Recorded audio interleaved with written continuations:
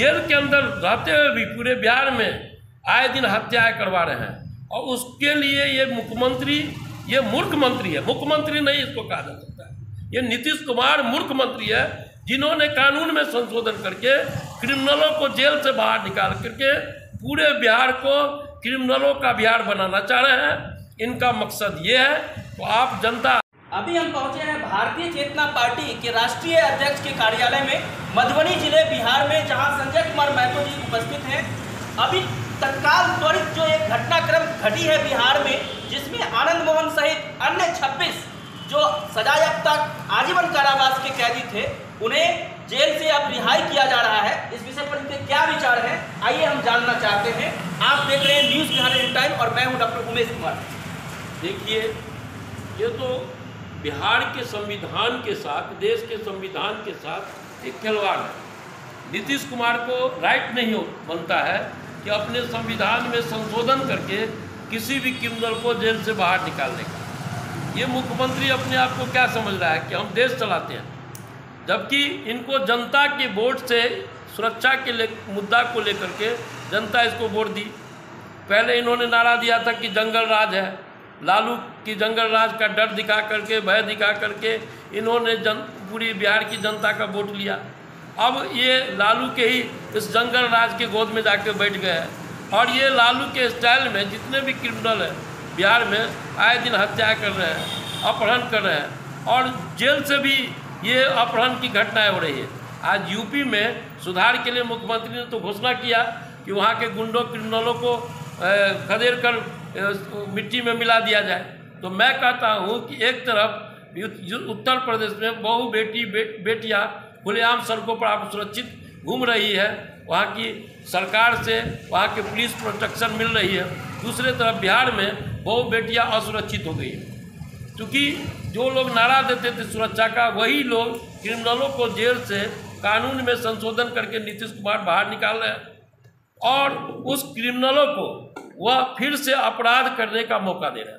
तो ये अपराधीकरण बढ़ जाएगा बिहार में और बहु बेटियां दिन में घर से निकलना मुश्किल हो जाएगा और जो लोग हुकूमत जेल से चला रहे थे वैसे लोगों को छोड़ दिया जा रहा है। आप सुने होंगे आनंद मोहन सिंह, राजबल्लभ यादव, अशोक यादव, ये तमाम लोग, खतबुद्दीन अंसारी, ये तमाम लोग, शहाबुद्दीन, ये तमाम लोग जो है, कलेक्टर पासवान, इन तमाम लोगों का एक इतिहास रहा है और ये जेल के अंदर रहते हुए भी पूरे बिहार में आए दिन हत्याएं करवा रहे हैं। और उसके लिए ये मुख्यमंत्री, ये मूर्ख मंत्री है, मुख्यमंत्री नहीं इसको कहा जा सकता है। ये नीतीश कुमार मूर्ख मंत्री है, जिन्होंने कानून में संशोधन करके क्रिमिनलों को जेल से बाहर निकाल करके पूरे बिहार को क्रिमिनलों का बिहार बनाना चाह रहे हैं।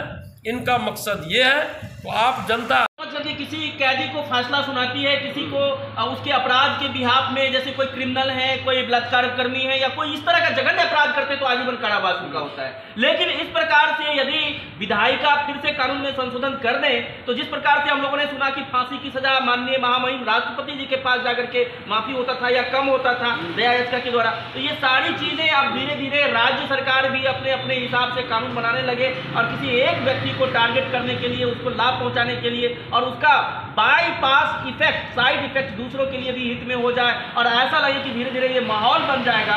तो ये बहुत हमें लगता है कि गुनाहगार काम किए हैं और माननीय मुख्यमंत्री जी को जिस प्रकार से चेतना पार्टी के राष्ट्रीय अध्यक्ष ने मूर्ख मंत्री कहा है, तो लगता है कि ये इन्होंने जायज ही संज्ञा इनको दिया है। आप क्या कहना चाहेंगे? कुछ नहीं, बिल्कुल सत्य है।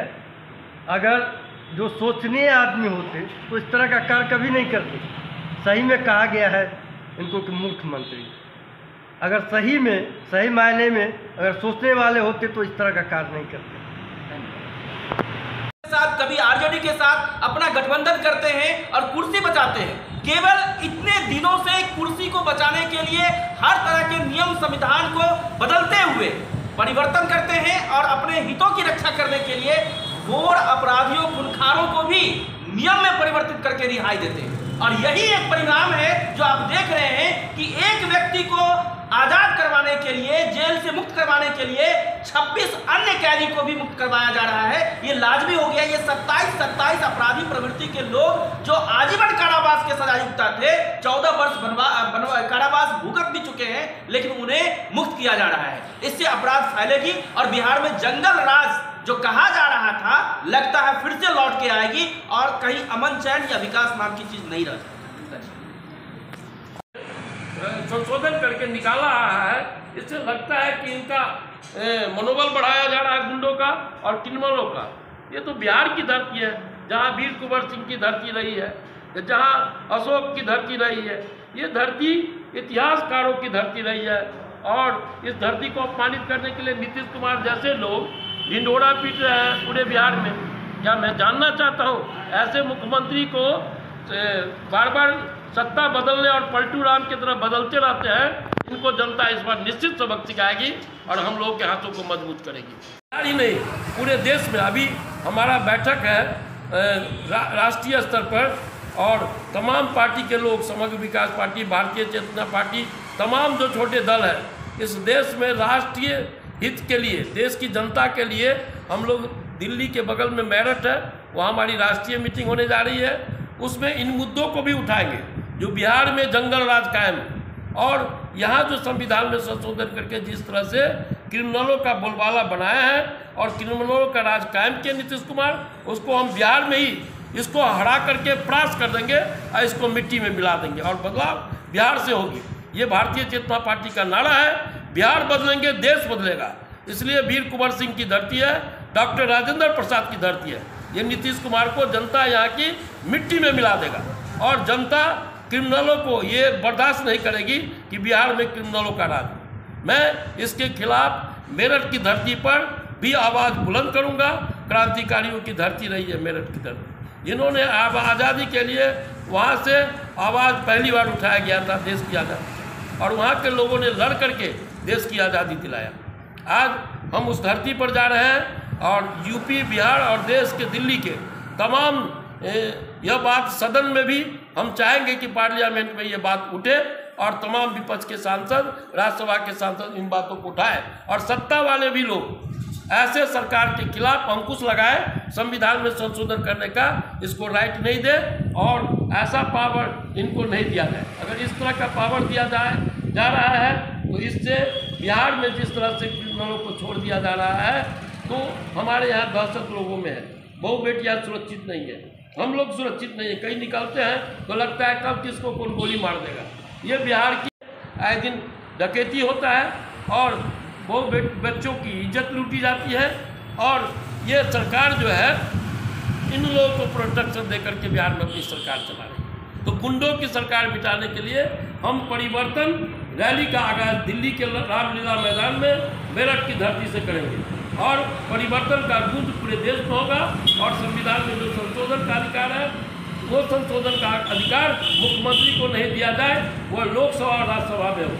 तो अभी आपने सुना कि किस प्रकार से परिवर्तन की आगाज करेंगे संजय कुमार महतो जी, राष्ट्रीय अध्यक्ष भारतीय चेतना पार्टी के। हम सुनना चाहेंगे, हमारे साथ एक और बुद्धिजीवी हैं आर.के. सिन्हा जी, जो हम आपसे ये जानना चाहेंगे सर कि किस प्रकार से ये जो कानून में संशोधन किया गया है तो किस प्रकार से 14 साल वाले को आज छोड़ा जा रहा है, फिर अगले साल भी किसी का 14 साल पूरेगा, फिर 2-4 साल के बाद भी किसी का 14 साल पूरेगा। तो इस प्रकार से सभी लोग दया याचिका का और रिहाई याचिका का मांग करेंगे और दूसरे प्रदेशों में भी इसकी कॉपी की जाएगी। तो क्या लगता है कि इस प्रकार से पूरा बिहार ही नहीं पूरा देश भी प्रभावित होगा और अपराध युक्त बिहार ही नहीं बल्कि अपराध युक्त भारत भी बन सकेगा? तो आप ही क्या विचार है, आप कुछ बताएंगे और इसका कैसा आप समर्थन करते हैं या विरोध अपने विचार से? मैं इस प्रकार के कार्यों का विरोध करता हूँ।